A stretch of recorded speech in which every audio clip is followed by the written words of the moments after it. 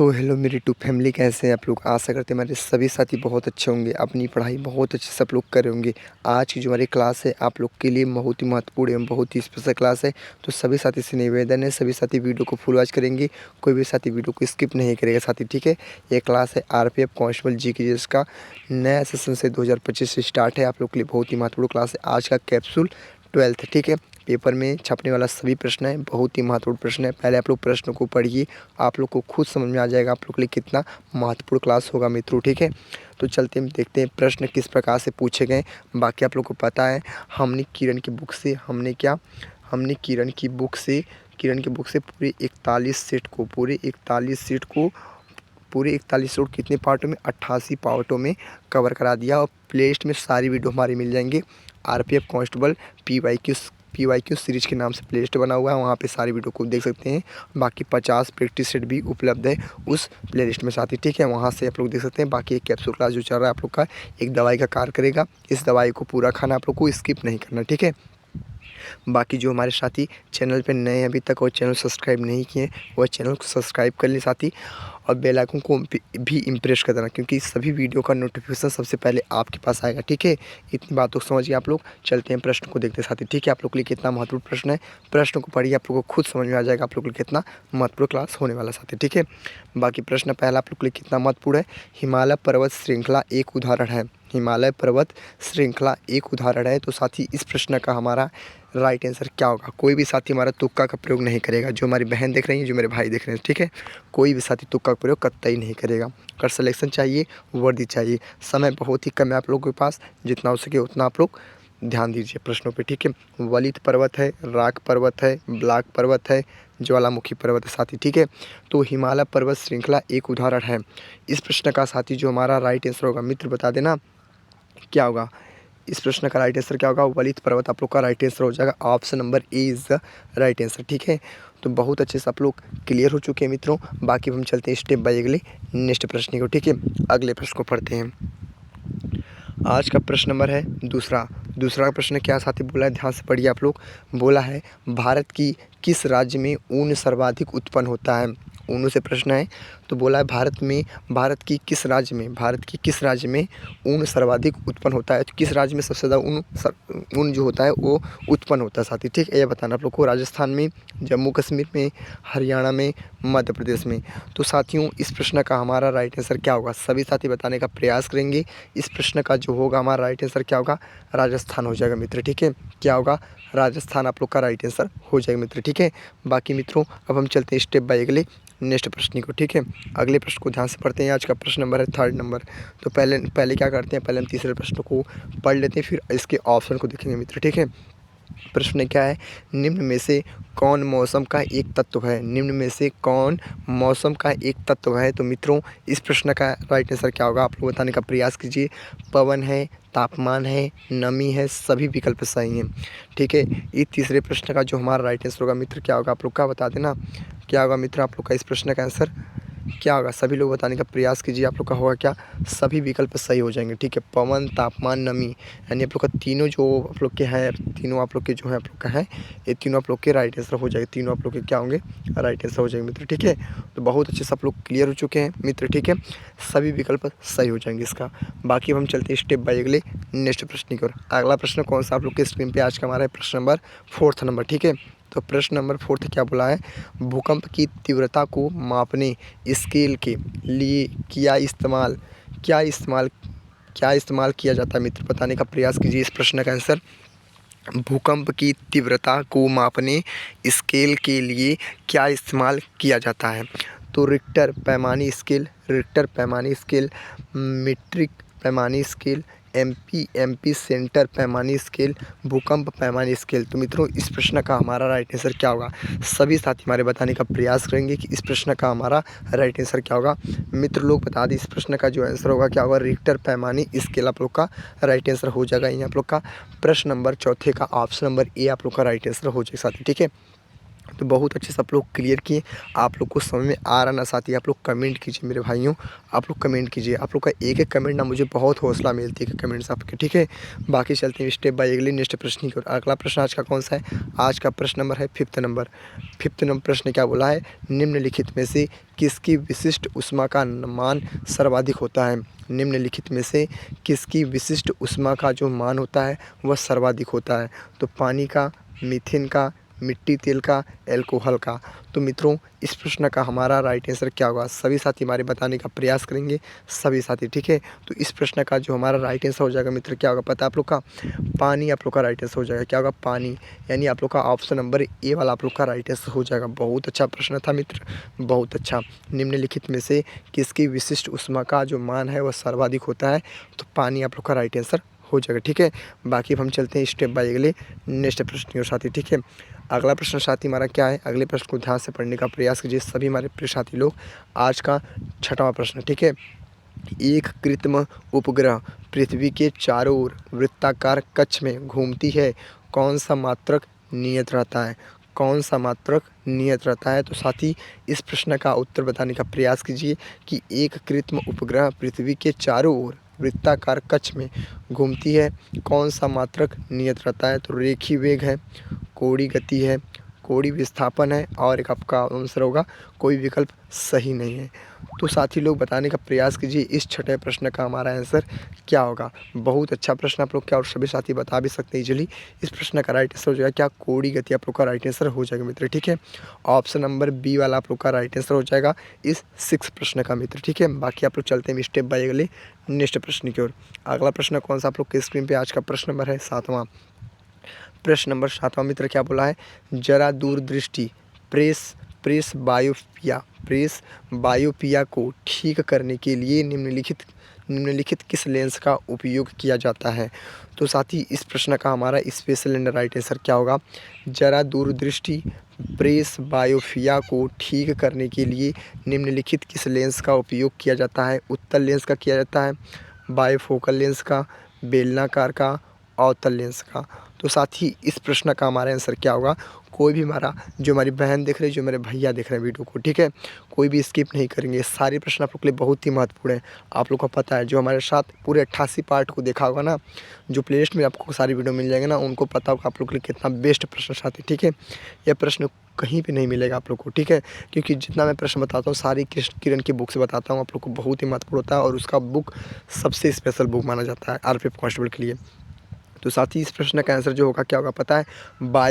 Bifocal lens आप लोग का राइट आंसर हो जाएगा ऑप्शन नंबर बी वाला, ठीक है। बाकी अब हम चलते हैं स्टेप बाय अगले नेक्स्ट प्रश्न की ओर। आज का 8वां प्रश्न है, तो पहले हम इस 8वें प्रश्न को पढ़ते हैं, फिर इसके उत्तर को देखेंगे। प्रश्न नंबर 8 बोला है, निम्नलिखित में से कौन सा रक्त प्रोटीन प्लाज्मा में पानी की मात्रा को नियंत्रित करता है? निम्नलिखित में से कौन सा रक्त है जो प्रोटीन प्लाज्मा में पानी की मात्रा को नियंत्रित करता है? तो मित्रों इस प्रश्न का हमारा आंसर क्या होगा? ग्लोबुलिन है, एल्बुमिन है, फीबुलिन है, कोई विकल्प सही नहीं है, कोई विकल्प सही नहीं है। तो मित्र लोग इस प्रश्न का उत्तर देने का प्रयास करेंगे हमारे सभी साथी कि क्या आंसर होगा। ग्लोबुलिन होगा, एल्बुलिन होगा, फीबुलिन होगा, कोई विकल्प सही नहीं है। तो साथ ही बता दी इस प्रश्न का जो हमारा राइट आंसर हो जाएगा मित्र लोग क्या होगा पता है? एल्बुमिन हो जाएगा। एल्बुमिन आप लोग का हमारा राइट आंसर हो जाएगा। इस 8वें प्रश्न का करेक्ट आंसर बी वाला हो जाएगा मित्र, ठीक है। तो बहुत अच्छे से आप लोग ईजिली आप लोग समझ गए, ठीक है। हमने पूरे 8 प्रश्नों को बहुत अच्छे से देखा। बाकी हम चलते हैं स्टेप बाय अगले नेक्स्ट प्रश्न की ओर। आज का प्रश्न नंबर कौन सा है? 9वां प्रश्न है। तो 9वां प्रश्न क्या बोला है? ध्यान से पढ़ने का प्रयास कीजिए सभी हमारे साथियों। निम्नलिखित में से कौन कार्बन मोनोऑक्साइड और हाइड्रोजन का मिश्रण है? क्या है? निम्नलिखित में से कौन कार्बन मोनोऑक्साइड और हाइड्रोजन का मिश्रण है? तो क्या है? कोल गैस है, जल गैस है, निर्माता गैस है, गोबर गैस है। तो प्रिय साथियों इस प्रश्न का हमारा राइट आंसर क्या होगा? सभी साथी हमारे बताने का प्रयास करेंगे, सभी मित्र भाई लोग, ठीक है। बहुत अच्छे से बताने का प्रयास करेंगे। बता दी इस प्रश्न का जो होगा मित्र हमारा राइट आंसर क्या होगा? पता है क्या होगा? क्या होगा मित्र? होगा हमारा क्या होगा? जल गैस। यानी जल गैस यानी पानी गैस आप लोग का, ठीक है। जल गैस आप लोग का हमारा राइट आंसर हो जाएगा। बाकी साथी अब हम चलते हैं स्टेप बाय अगले नेक्स्ट प्रश्न के मित्र, ठीक है। आज का प्रश्न नंबर कौन सा है? आज का प्रश्न नंबर है 10th नंबर। तो 10th प्रश्न को बहुत अच्छे से पढ़ने का प्रयास कीजिए। आज का 10th प्रश्न क्या बोला है? हाइड्रोजन के स्थान पर गुब्बारे में इस्तेमाल गैस कौन सा है? हाइड्रोजन के स्थान पर गुब्बारे में इस्तेमाल गैस कौन सा है? तो प्रिय मित्रों, इस प्रश्न का उत्तर देने का प्रयास करेंगे। इस प्रश्न का उत्तर क्या होने वाला है, सभी साथी बताने का प्रयास करेंगे। हाइड्रोजन के स्थान पर गुब्बारे में जो इस्तेमाल गैस होता है, उस गैस का नाम क्या होता है? आर्गन गैस होता है, हीलियम गैस होता है, या आप लोग का नाइट्रोजन गैस होता है, नियान गैस होता है? तो प्रिय साथियों, इस प्रश्न का उत्तर देने का प्रयास करेंगे सभी हमारे मित्र लोग। इस प्रश्न का उत्तर क्या होगा? बहुत अच्छा प्रश्न है। इस प्रश्न का जो हमारा उत्तर होगा क्या होगा पता है? हीलियम गैस होगा। हाइड्रोजन के जो स्थान पर जो गुब्बारे में गैस होता है, इस गैस इस्तेमाल किया जाता है गुब्बारे में, वो हीलियम गैस, उस गैस को उसका प्रयोग किया जाता है मित्र, ठीक है। बाकी मित्रों अब हम चलते हैं स्टेप बाय अगले नेक्स्ट प्रश्न की ओर। आज का प्रश्न नंबर है 11th नंबर, ठीक है। इस 11th प्रश्न को ध्यान से पढ़िए आप लोग और उत्तर देने का प्रयास कीजिए। निम्नलिखित में से किसके उत्सर्जन से संभारी का निर्माण होता है? उत्सर्जन से संभारी का निर्माण उत्पन्न होता है। तो बीटा किरण है, एक्सरे है, गामा किरण है, अल्फा किरण है। तो प्रिय साथियों, इस प्रश्न का उत्तर क्या होगा? सभी हमारे मित्र भाई लोग बताने का प्रयास करेंगे कि निम्नलिखित में से किसके उत्सर्जन से संभारी का निर्माण होता है। तो इस प्रश्न का उत्तर देने का प्रयास करिए आप लोग। इस प्रश्न का उत्तर क्या होगा? क्या होगा मित्र बता देना। बीटा किरण आप लोग को दिख रहा है ना, बीटा किरण क्या होगा?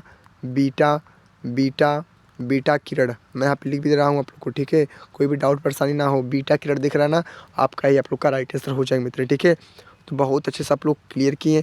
अब हम चलते हैं स्टेप बाय अगले नेक्स्ट प्रश्न की ओर, ठीक है। अगले प्रश्न को मित्र देखते हैं। आज का प्रश्न नंबर कौन सा आप लोग के स्क्रीन पे? आज का प्रश्न नंबर है 12th नंबर। तो 12th प्रश्न को क्या बोला है? निम्नलिखित में से सर्वाधिक जैव विविधता कहाँ पाई जाती है? निम्नलिखित में से सर्वाधिक जैव विविधता कहाँ पाई जाती है? तो मित्र लोग, इस प्रश्न का हमारा राइट आंसर क्या होगा? सभी साथी हमारे बताने का प्रयास करेंगे कि इस प्रश्न का आंसर क्या होगा। उष्णकटिबंधीय वर्षा वन होगा, समशीतोष्ण वन होगा, पतझड़ वन होगा, घास भूमि होगा। तो मित्र लोग, इस प्रश्न का उत्तर देने का प्रयास करेंगे हमारे सभी साथी। इस प्रश्न का उत्तर क्या होगा?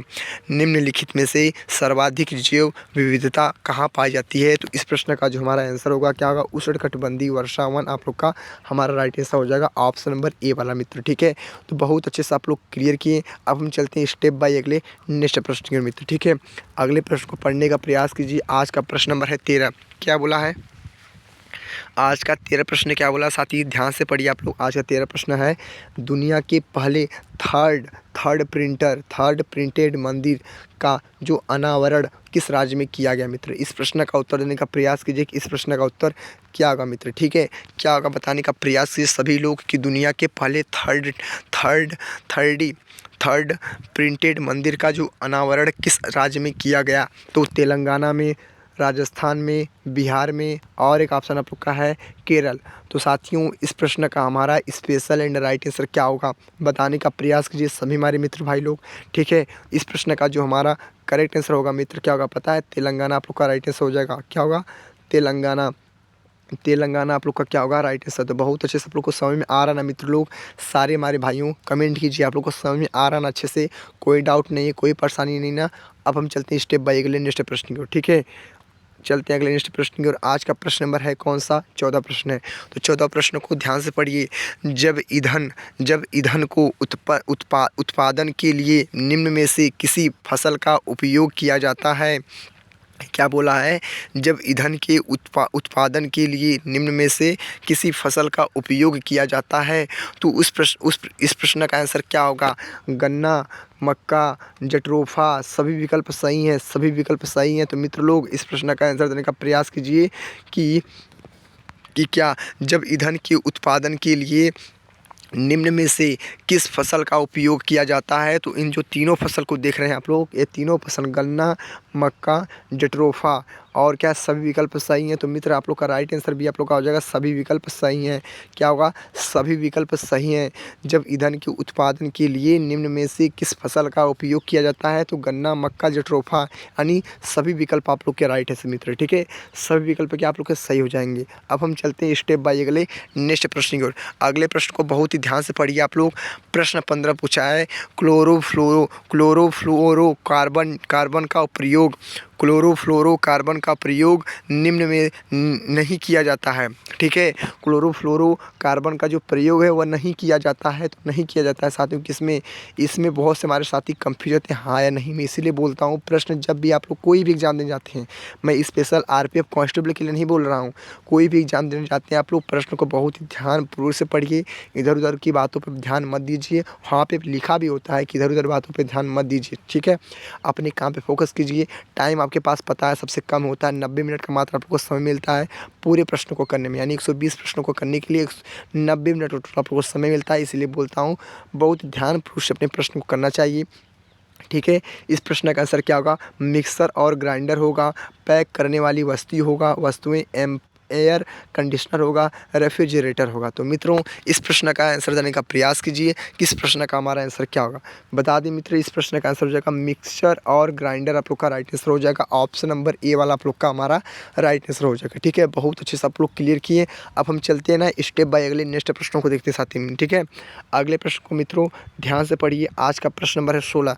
तो 16 प्रश्न को ध्यान से पढ़िए। 16 प्रश्न क्या बोला है, पहले प्रश्न को पढ़ते हैं फिर इसके हम उत्तर को देखते हैं। ठीक है, तो प्रश्न क्या बोला है? समलैंगिक विवाह को पंजीकृत करने वाला पहला दक्षिण एशियाई देश कौन बन गया? समलैंगिक विवाह को पंजीकृत करने वाला पहला दक्षिण एशियाई देश कौन बन गया? तो इसके ऑप्शन को पढ़ते हैं। 4 ऑप्शन आपको मिलेंगे ही मिलेंगे सारे। कोई भी एग्जाम देते हैं आप लोग जिसमें ऑब्जेक्टिव प्रश्न पूछे जाते हैं उसमें 4 ऑप्शन दे देंगे। एक प्रश्न होता है उसमें से एक प्रश्न राइट होता है, उसको आप लोग को टिक मार के आना होता है। तो बांग्लादेश क्या है? बांग्लादेश है, नेपाल है, म्यांमार है, भूटान है। तो मित्रों इस प्रश्न का आंसर क्या होगा? सभी हमारे साथी बताने का प्रयास करेंगे कि इस प्रश्न का हमारा करेक्ट आंसर क्या होगा। इस प्रश्न का जो हमारा करेक्ट आंसर होगा नेपाल होगा। क्या होगा? नेपाल। मैं यहाँ पे लिख भी दे रहा हूँ आप लोग को। ठीक है, नेपाल आप लोग का हमारा राइट आंसर हो जाएगा। बहुत अच्छे से आप लोग क्लियर कर लिए। बाकी मित्रों अब हम चलते हैं ना स्टेप बाय अगले नेक्स्ट प्रश्नों को देखते हैं साथी। ठीक है, तो अगले प्रश्न को ध्यान से पढ़िए। आज का प्रश्न नंबर है 17। 17 प्रश्न क्या बोला है? चाल क्या है? चाल क्या है मित्र? चाल क्या है? सभी लोग बताने का प्रयास कीजिए कि चाल होता क्या है हमारा। चाल क्या होता है? यह प्रति इकाई समय में किसी वस्तु का वेग है। क्या बोला है? यह प्रति इकाई समय में किसी वस्तु का वेग है, पहला ऑप्शन। ठीक है, यह कई इकाई समय में किसी वस्तु द्वारा तय की गई दूरी है, दूसरा ऑप्शन। यह इकाई दूरी तय करने लगाए जाने वाला बल है। ठीक है, बल लगाए जाने वाला बल है। चौथा ऑप्शन क्या आप लोग का है? चौथा ऑप्शन पढ़िए, यह प्रति इकाई समय में किसी वस्तु का त्वरण है। तो साथ ही इस प्रश्न का उत्तर बताने का प्रयास करिए। इस प्रश्न का हमारा राइट आंसर क्या होगा मित्र? की चाल क्या है? चाल क्या है पता आप लोग को? यह इकाई समय में किसी वस्तु द्वारा तय की गई दूरी है। यह क्या है? इकाई समय में तय की गई दूरी होती है साथी। ठीक है, तो ऑप्शन नंबर क्या मारेंगे? बी को। ऑप्शन नंबर बी आप लोग का क्या होगा? राइट आंसर हो जाएगा मित्र। ठीक है, बाकी चलते हैं स्टेप बाय अगले नेक्स्ट प्रश्न की। आज का प्रश्न नंबर है 18, यानी आप लोग का 18 प्रश्न क्या बोला मित्र? 18 प्रश्न को ध्यान से पढ़िए। आज का प्रश्न नंबर है 18। निम्नलिखित राज्यों में से किस राज्य का राजकीय पशु हाथी नहीं है? निम्नलिखित राज्यों में से किस राज्य का राजकीय पशु हाथी नहीं है? तो साथी इस प्रश्न का हमारा आंसर क्या होगा? सभी साथी हमारे बताने का प्रयास करेंगे। इस प्रश्न का उत्तर क्या हो सकता है? केरल होगा, असम होगा, कर्नाटक होगा, और एक ऑप्शन आप लोग का क्या हमारा है? झारखंड। ठीक है, झारखंड। निम्नलिखित राज्यों में से किस राज्य का राजकीय पशु हाथी नहीं है? तो साथ ही इस प्रश्न का आंसर क्या होगा? सभी हमारे मित्र भाई लोग कमेंट कीजिए कि इस प्रश्न का उत्तर क्या हो सकता है। केरल होगा, असम होगा, कर्नाटक होगा और झारखंड होगा। तो बच्चों बता दें इस प्रश्न का जो हमारा आंसर होगा 18 प्रश्न का राइट आंसर असम हो जाएगा। क्या होगा? असम। असम आप लोग का क्या होगा हमारा राइट आंसर हो जाएगा। तो बहुत अच्छे से आप लोग क्लियर कर लिए, ठीक है। असम को मारेंगे टिक, आपका बी आंसर आप लोग का लग जाएगा टिक, ठीक है। बाकी चलते हैं स्टेप बाय अगले नेक्स्ट प्रश्न को देखते साथी, ठीक है। अगला प्रश्न क्या मित्रों, अगला प्रश्न आज का हमारा है प्रश्न नंबर 19 है।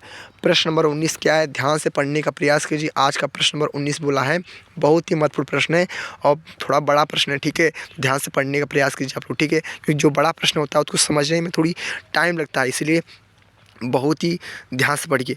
बैंकों और एनबीएफसी के लिए असुरक्षित व्यक्तिगत ऋण के मानदंडों को कड़ा करने की हिस्से के रूप में आरबीआई ने बैंकों और एनबीएफसी के लिए उपभोक्ता ऋण पर जोखिम भार को 100% से बढ़ाकर कितना कर दिया है। बैंकों और एनबीएफसी के लिए असुरक्षित व्यक्तिगत ऋण के मानदंडों को कड़ा करने की हिस्से के रूप में आरबीआई ने बैंकों और एनबीएफसी के लिए उपभोक्ता ऋण पर जोखिम भार को 100% से बढ़ाकर कितना कर दिया। तो मित्रों बताएंगे 150%, 125%, 175%, 200%। तो साथ ही इस प्रश्न का जो होगा हमारा राइट आंसर क्या होगा पता आप लोग का, 125%, 125%, 125% आप लोग का राइट आंसर हो जाएगा। ऑप्शन नंबर हो जाएगा कौन सा, बी वाला, ठीक है। चलते हैं स्टेप बाय अगले नेक्स्ट प्रश्न की ओर। आज का प्रश्न नंबर है 20, यानी आप लोग का 20वां प्रश्न साथी, ठीक है। तो आज का 20 प्रश्न क्या बोला है, कई भाषाओं में सर्वाधिक गीतों की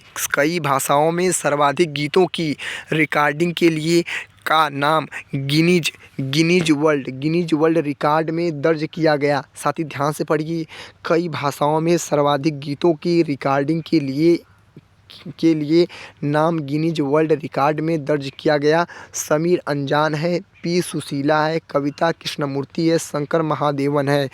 क्या है, शंकर महादेवन है। तो मित्रों इस प्रश्न का उत्तर देने का प्रयास कीजिए। इस प्रश्न का आंसर क्या होगा, बहुत ही अच्छा प्रश्न है और बहुत ही स्पेशल प्रश्न है, ठीक है।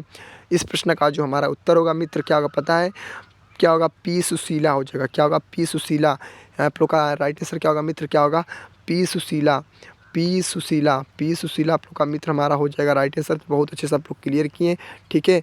बाकी मित्रों अब हम चलते हैं स्टेप बाय अगले नेक्स्ट प्रश्न की ओर। अगले प्रश्न को ध्यान से पढ़िए। आज का प्रश्न नंबर है 21, आपका 21 प्रश्न है। 21 प्रश्न क्या बोला है मित्र, नेपाल का सबसे लोकप्रिय खेल कौन सा है। खेलकूद का प्रश्न है मित्रों, खेलकूद का प्रश्न है। और आप लोग को जो देख रहे हैं ना, कहाँ से प्रश्न पूछे जाते हैं, कहाँ से प्रश्न नहीं पूछे जाते हैं, ये सब टॉपिक हमने PYQ में बता दिया है आप लोग के लिए। बहुत ही महत्वपूर्ण, जब आप लोग 88 पार्ट को कवर करेंगे ना मित्र, आप लोग को सारे प्रश्न एकदम अच्छे समझ में आएंगे। और जो प्रश्न बता रहा हूँ ना, आपको हवा में मारेंगे मित्र, ठीक है।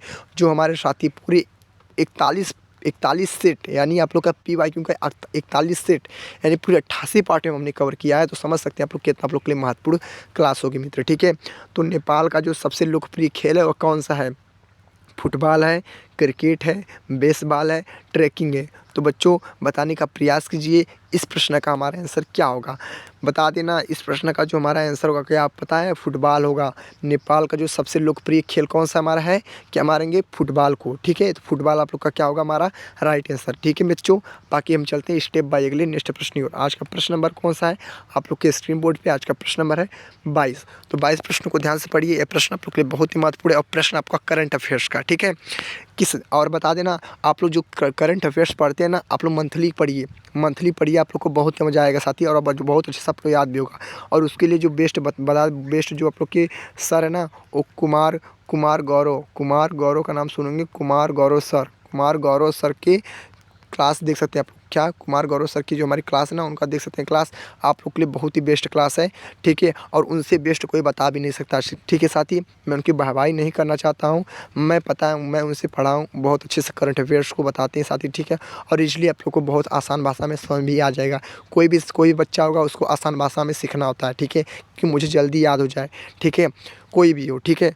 तो बस कुमार गौरव सर से आप लोग पढ़ सकते हैं, करंट अफेयर्स को बहुत अच्छे से बताते हैं। और स्ट्रेटेजी के लिए, और क्या, स्ट्रेटेजी के लिए किससे पढ़ सकते हैं पता आप लोग, स्ट्रेटेजी के लिए by Naveen sir, by Naveen sir, क्या, नवीन सर,